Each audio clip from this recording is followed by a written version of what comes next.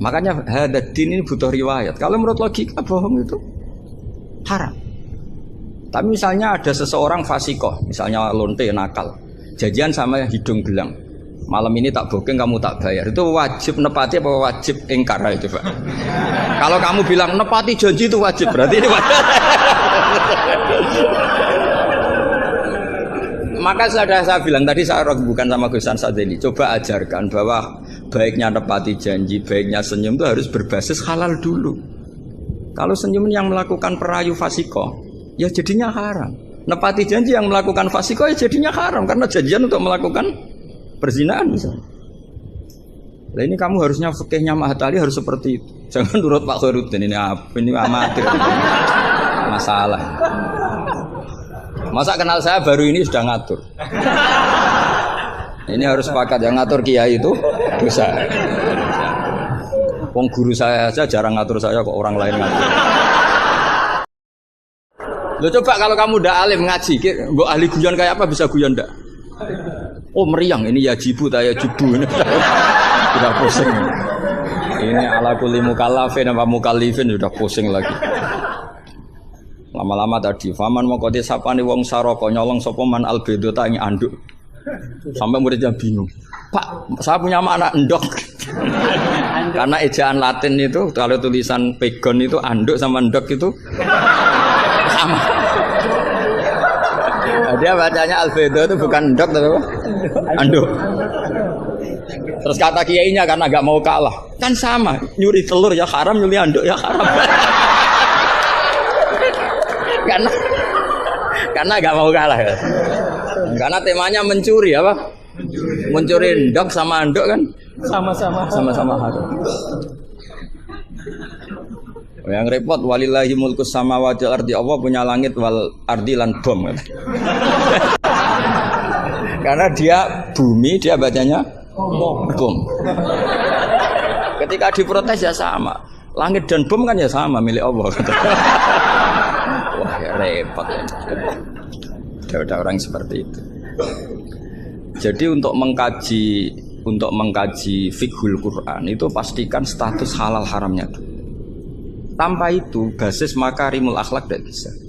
Seperti tadi, kesunatan senyum bagi seorang perempuan itu harus berbasis halal pada orang yang halal. Kalau ndak ya tadi fala takhdu'ana bil qawli fayatma alladzi fi qalbihi.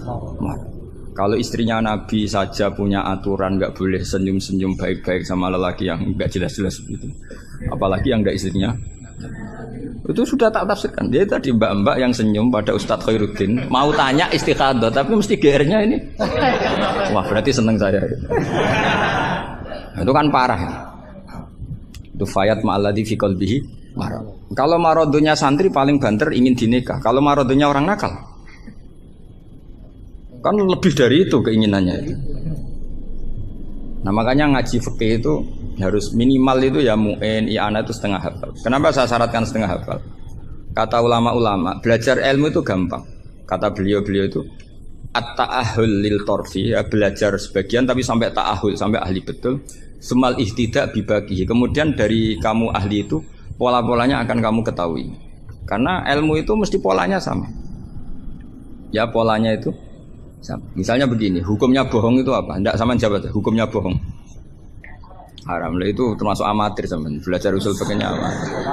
Keliru. Kalau kamu jawab bohong itu ada yang wajib.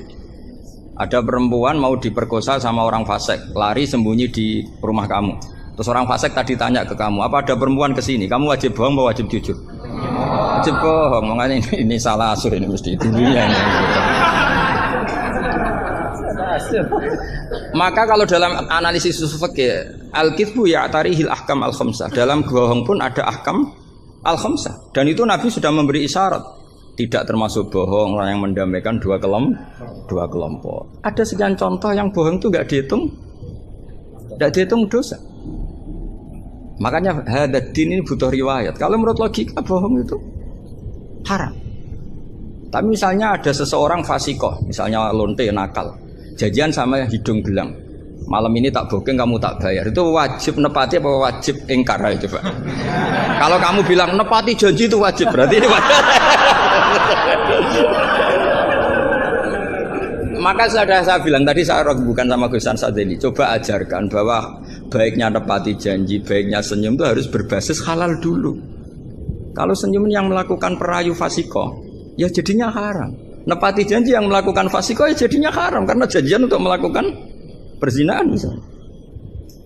Nah ini kamu harusnya fikihnya Mahatali harus seperti itu. Jangan nurut Pak Khairuddin ini apa? Ini amatir. Masalah. Masa kenal saya baru ini sudah ngatur. Ini harus sepakat yang ngatur kiai itu bisa. Wong guru saya aja jarang ngatur saya kok orang lain ngatur. Itu Mbah Mun kalau nimbali saya mesti bahak takoki nak pas nganggur konrene. Ini ndak ngundang tanggalnya, jamnya diatur. Semoga Allah mengampuni.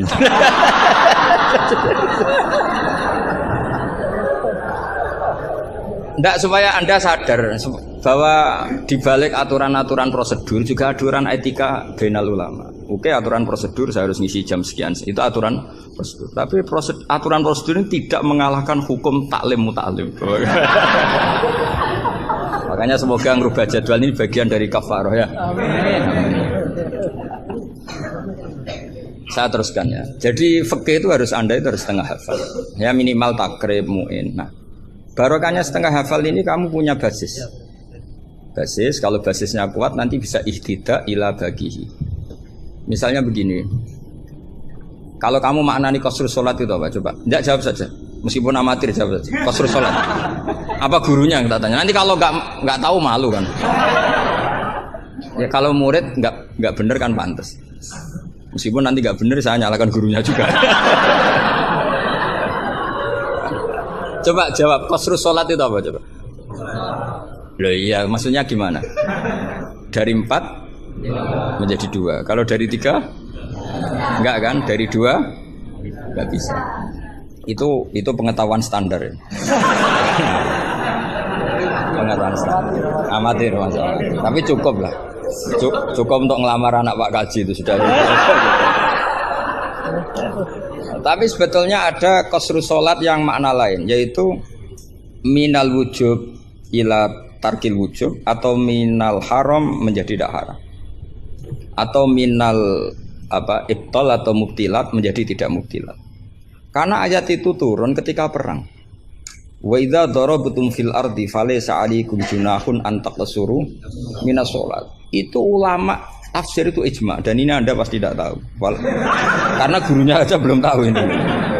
Itu sebetulnya ayat itu bukan turun tentang rubaiyah menjadi sunaiyah, tapi tentang hamlud dam fi sholat itu nggak boleh. Tapi gara-gara perang menjadi boleh. Bergerak salah suharokatin mutawaliyatin normalnya nggak boleh, gara-gara perang menjadi boleh. Maka di situ maknanya qasrus sholat adalah minal wujub menjadi tidak wujub, minal ibtal menjadi tidak ibtal. Tapi kan kita kan dari dulu belajarnya amatiran gini. Jadi ya sudah qasrus sholat pokoknya papat jadi 2. Itu sudah pinter sudah. Makanya di antara terusannya ayat itu kamu harus membawa pedang. Karena padahal membawa pedang ini kadang mulat toh bidam, pedang ini penuh dengan darah. Jadi antak suruh minas sholat tentu makna pokoknya seperti tadi 4 menjadi 2. Tapi ada makna yang justru dibawa oleh sejarah ayat itu sendiri, yaitu normalnya orang sholat tidak bawa darah, tapi ditoleransi saat perang. Nggak boleh gerak, ditoleransi saat perang. Misalnya sholat, istiqbalul kiblat wajib tidak? Wajib. Tapi fi syiddatil khaufi wajib tidak? Tidak. Nah, itu ya qasrus sholat namanya. Jadi qasru maknanya mencendak, memperpendek dari syarat misalnya 100 atau 10 menjadi tinggal 4. Jadi qasru itu misalnya syara itu sihati sholat 10, gara-gara syiddatul khauf menjadi 4. La minas asroh ilal arba'ah ini juga qasru. Paham tak ya? Enggak, kalau ilmu yang kelas tinggi nerangkan ustadznya. Nanti muridnya tanya ustadz. Jadi artinya apa? Kamu bisa memahami gitu tuh kalau mutabakhir bil arabiyah, karena dari awal maknanya qasru itu nyendak. Nyendak itu bisa tadi dari syarat 10 menjadi 4. Itu juga qasru. Coba dalam sholat syiddatil khaufi yang dikurting berapa coba? Yang didiskon. Bisa gerak lebih dari 3 kali. Boleh hamlun najasah, yaitu hamlut dam. Boleh tidak istiqbalul kiblat. Bahkan mungkin boleh ngomong dengan kadar yang penting untuk keselamatan orang Islam. Misalnya ada orang Abu Jahal mau bunuh Ustaz Khairuddin, kan bahaya bagi agama ini. Kalau Khairuddinnya meninggal, terus kamu bilang, ya Ustaz, memperingatkan dia supaya tidak dibunuh. Nah, kalam seperti ini juga tidak membatalkan sholat, karena tidak dianggap ajnabi. Meskipun ini sangat mufhim, bukan sekedar karena beberapa kalimat. Nah seperti ini itu namanya juga qasrus sholat. Tapi kita kadang-kadang terjebak. Qasrus sholat itu maknanya ya dari rubaiyah menjadi sunnahnya. Tapi kalau kamu nanti ngaji tafsir, ya maksudnya yang sekelas ini ya jangan hanya tafsir Jalalain, itu nggak ada. Nanti kamu protes, Gus Pak sudah tak cari di Jalalain nggak ada. Ya mesti nggak ada. Ya minimal ya tafsir yang 10 jilid. Yang belinya saja sudah susah apalagi bacanya.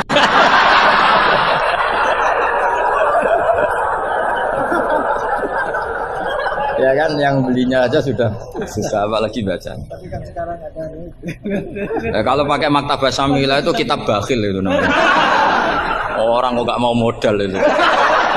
Beli HP 3 juta mau, pas mau beli kitab hanya pakai Maktabah Syamilah. Itu berapa harganya? 20.000. Itu kriminal menurut saya itu. Untuk calon ulama itu masalah. Karena kalau tradisinya ulama kan baca kitab, ditakriri, dibandingkan, terus dimuqabalahkan. Nah kalau Kutubus Maktabah Syamilah mau kamu takriri gimana? Apalagi nyuwun sewu kalau ada tahrif atau apa kita ada ikut tanggung. Saya itu punya kitab Ihya itu kalau nggak 5-6 dari beberapa percetakan yang beda. Karena takut kadang tahrif. Apa? Tahrif itu potensinya begini. Makanya saya sarankan kalau Anda ingin mengkaji tafsir itu minimal i'anah itu setengah hafal. Karena dari hafal, kenapa saya milih i'anah? Karena qoribu ahdin bina, dekat sekali dengan kita. Misalnya sanad saya, misalnya saya Mbah Mun, Mbah Karim, Mbah Hashim pernah ngaji Syekh Mahfud Termas ngaji Sayyid Abi Bakar Sato, Sahibul i'anah. Kalau saya sanad dari keluarga saya, malah mbah saya kandung, itu pernah ketemu sama Sayyid Abi Bakar Sato, pernah ngaji. Kalau sanad guru memang saya harus muter sampai 5. Di sebelah kiri juga sama. Mbahnya istri saya namanya Mbah Murtado sama mbahnya Mas Kamil itu pernah ngaji Sayyid Abi Bakar Sato. Sama saya tak cerita. Misalnya begini, ada kitab itu membuang la, dengarin ya, membuang la. Itu kalau Anda yang hanya belajar di Mahatali seperti ini, mungkin buang la itu aneh karena la itu kata inti, tidak itu kan kata inti. Tapi di orang Arab buang la itu biasa. Jika tafsir Jalalain selalu mengatakan la uqsimu bihadzal balad, la uqsimu biyaumil qiyamah, la zaidatun, la difonis ya zaid. Wong la itu maknanya tidak kok dikatakan zaidah. Karena memang dalam muhawaratul Arab atau muhadasatul Arab, mereka bilang la wawa. Orang Arab itu kalau bilang wawa itu enggak marem kalau tidak dimuqaddimai la wawa. Sehingga la difonis zaidah. Tapi problem dikatakan zaidah begini, apa betul iya? Karena kebalikannya juga ada. La itu ada tapi di lafadz tidak ada. Maksudnya di lafadz tidak tertera. Misalnya wa'alal ladzina yutiqunahu fidyatun ta'amu miskin. Coba kalau kamu maknani tanpa la, orang yang mampu puasa pun enggak maknani tanpa la. Makanya tadi mukadimah saya kan kalau ingin belajar ilmu cari sisi ekstrimnya. Misalnya kalau kamu kangkang itu jelek, bayangkan kalau untuk cah jelek, tahu-tahu anak kamu jelek banget gitu. Itu kan cari sisi ekstrimnya. Itu kan tahu-tahu anak kamu nyesal punya bapak dan ibu kamu. Karena sebagai pesek keriting, bojomu ya pesek keriting, terus anakmu kayak orang Afrika. Nak lanang rapo terus wedok. Itu kan kamu ikut dosa. Karena membuat generasi yang enggak laku rabi gara-gara salah. Ikut dosa. Makanya sebetulnya kalau nuruti logika cawe wedok untuk calon lanang elek agak sunat karena nolong merubah. Agak sunat sebenarnya. Tapi bisa saja cowoknya ini yang haram karena memperburuk. Karena biasanya kalau yang sahabatnya besar itu yang jadi. Karena yang wedok cantik, yang lanang jelek kan yang semangat yang lanang. Biasanya anaknya mirip bapaknya. Nah, itu masalah kan enggak. Itu kalau menurut di fikih itu logika. Tapi fikih kan enggak logika juga apa? Riwayat. Saya teruskan ya. Kalau Anda tahu di fikih yang boleh fidyah itu kan az-zamin orang yang lumpuh atau asy-syekh sing marot sing la yurja buruhu. Saya ulang lagi, kalau kita ngelotok fikih yang boleh bayar fidyah itu siapa? Orang yang sudah lumpuh atau orang tua yang nggak mungkin sembuh lagi, maka dia dianggap nggak mampu puasa, diganti fidyah. Karena ada kepastian fikih demikian, sehingga ketika kita baca ayat wa 'alal ladzina yutiqunahu tetap kita baca la yutiqunahu. Kenapa kita tahu itu? Karena basis fikih kita cukup. Meskipun tidak ada la, tapi basis kita mengarah ke la. Berarti yang menentukan kamu alim itu basis fikih apa basis lughat? Basis fikih. Kebetulan secara lughat disahkan. Apa bukti disahkan secara lughat? Ada kalimat biasa yang tidak ahkam syariah tapi buanglah. Tawahi tafta'u tazkuru Yusuf ela tafta'u tazkuru Yusuf. Ketika Nabi Yakub sampai setengah buta, kata anak-anaknya, sudahlah bah, kamu itu terlalu selalu ingat Yusuf. Tawahi tafta'u ela tafta'u, artinya ada membuanglah di dialog-dialog biasa. Kalau dalam dialog biasa bisa dibuang, maka dalam hukum juga bisa dibuang. Kayak wa 'alal ladzina yutiqunahu fidyatun ta'am miskin ela yutiquna. Ada lagi contoh yang mesti membuang lah. Ini mujma'alah pasti. Maksudnya secara makna pasti mujma'alah. Mungkin ada yang mengkaji fikul Quran. Ada ayat di bab kalalah itu, yastaftuna qulillahu yuftikum fil kalala ini mruun halaka laisa lahu waladu wa lahu ukhtun falaha nisuma tarok sampai saat terusnya, terus ditutup apa? Yubayyinu wallahu lakum antadillu. Coba maknani tampallah. Oh, sesat semua. Cara sekretaris tadi sudah di-X semua. Coba kalau maknani tampallah. Yubayyinu nerangaken sapa Allah memberi penjelasan antadillu supaya kamu sesat. Betapa bodohnya kita. Itu jelas menyimpan la dan mujma'alah, nggak mungkin kamu maknani tambah la. Karena kalau tambah la maknanya Allah memberi penjelasan agar kamu sesat. Itu mbok guru paling goblok pun tidak akan segoblok itu gitu. Akhirnya tafsir Jalalain ya urun, biasanya urun itu urun rembung, an sama ta terus dikasih la ya, biasanya tafsir Jalalain kan gitu. An terus dipotong ditambahi la. La ini di luar kurung karena enggak Quran, yang dalam kurung Qurannya terus la itu urunnya Imam Suyuti atau tafsir Jalal. Pasti maknanya musma'aleh membuang la. Nah, kalau ada yang tidak membuang la pasti punya solusi lain yang maknanya sama. Misalnya gini. Kalau kamu belajar nahwu, saya ulang lagi, kalau kamu belajar nahwu alfiyah lah. Saya tuh alfiyah juga sarahnya itu setengah hafal karena saya butuh paham. Ya, butuh paham. Kamu milih mana buang la sama buang mudhof? Populer mana di nahwu? Ulama nahwu ada yang milih lebih populer buang mudhof. Misalnya was'alil qaryah was'al ahlal qaryah. Ya misalnya gitu. Nah makanya ulama daripada buang la itu gak pati lughatun ma'rufah, gak pati begitu dikenal, milih buang mudhof. Artinya terus bilang gini, yubayyinu wa lakum karahiyata antadillu. Allah memberi penjelasan karena Allah tidak suka kalau kamu sesat. Terus karohiyah dibuang. Nah ini kan urusan makna, urusan pilihan lughat, tapi semuanya sepakat maknanya harus seperti itu. Tapi ada yang milih buang la, ada yang milih buang mudhof. Lah kira-kira secara rasa nahwu kamu milih mana coba? Wong kowe ora lagi saiki kok milih. Tapi tetap kita tahu, nggak mungkin yang dimaksud Allah memberi penjelasan agar kamu sesat. Kalau menurut saya pribadi suka buang mudhof karena lebih familiar. Memang buang mudhof di bahasa Arab itu familiar. Bukti paling gampang itu di bab taukid. Di bab taukid kalau kamu ngaji nahwu bab taukid. Ja'a zaidun nafsuhu apa? Ja'a zaidun nafsuhu atau ja'a zaidun ainuhu. Itu semua ahli nahwu mesti bilang begini. Yang ahli loh ya, enggak sampean, yang ahli nahwu pasti bilang begini. Taukid itu dipentingkan untuk memastikan hadal kalam la yahtamilu mudhofan.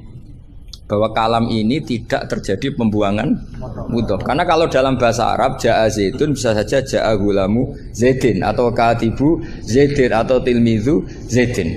Sampai butuh taukid itu saking seringnya di bahasa Arab itu ada buang mudhof, sehingga orang Arab kalau ingin memastikan Zaid sendiri yang datang harus ngomong ja'a Zaidun nafsuhu. Karena kalau Zaidun saja bisa artinya katibu Zaidin atau gulamu Zaidin. Berarti buang mudhof populer gak? Populer sekali sampai ada bab taukid untuk menghilangkan kemungkinan itu. Saking seringnya apa? Saking sering. Itu kalau kangkang sedang gaya itu kan wah saya rabi keluarga Ki Astad. Baru tanya, keluarga yang mana? Ponakanya apa cucunya? Enggak, candalem gitu. Karena gue gaya-gayanan kan harus ngomong seperti itu gitu. Nah, sehingga dalam level ekstrim ilmu kalam atau ilmu tauhid, saya ulang lagi, saya mukadimahnya tetap sama ya. Cari sisi ekstrim dalam mengkaji satu ilmu, ya cari sisi ekstrim. Misalnya kalau kita ada buang mudhof, kamu bisa nggak maknani ini secara ilmu kalam atau ilmu tauhid? Wajah rabbuka wal malaku soffan. Coba maknani tanpa buang mudhof. Kaya Allah kaya dirijen. Wajah alan teko sapa rabbuka pangeran sira wal malaikatu lan wal malaku lan malaikat oleh teko soffan hale baris-baris. Jadi sok kiamat itu Allah berbaris. Kriminal enggak kalau dalam ilmu tauhid seperti itu? Kriminal kan karena di sini ada tasbihu wa bil khalqi, menyerupakan Allah dengan makhluk. Atau ayat yang lebih ekstrim lagi. Hal yang zuruna illa satruse illa ayatiyahum wa fi dzulalim minal ghamam. Allah datang di segumpalan awan. Coba kalau maknani tanpa buang mudhof. Berarti kan ada takayuf membayangkan Allah itu kayak makhluk. Jadi bayangkan kiamat Allah baris di depan sebagai pimpinan garis, terus malaikat di wong ayat terus dalile qala ta'ala wajah rabbuka wal malaku. Iku salah maknane tak goblok wonge kan gitu mesti orang itu. Sehingga mau ndak mau kita takwil. Rabbuka di sini rasulu rabbik. Sama lihat di tafsir ahli sunnah wal jamaah. Rabbuka rasulu rabbik atau amru rabbik. Saat itu datang perintah Tuhanmu yang mengharuskan para malaikat berbaris. Bukan Rabbuka dengan arti zat. Karena Allah sebagai zat la yahullu fi makanin. Allah wajib mukhalafatul hawadits.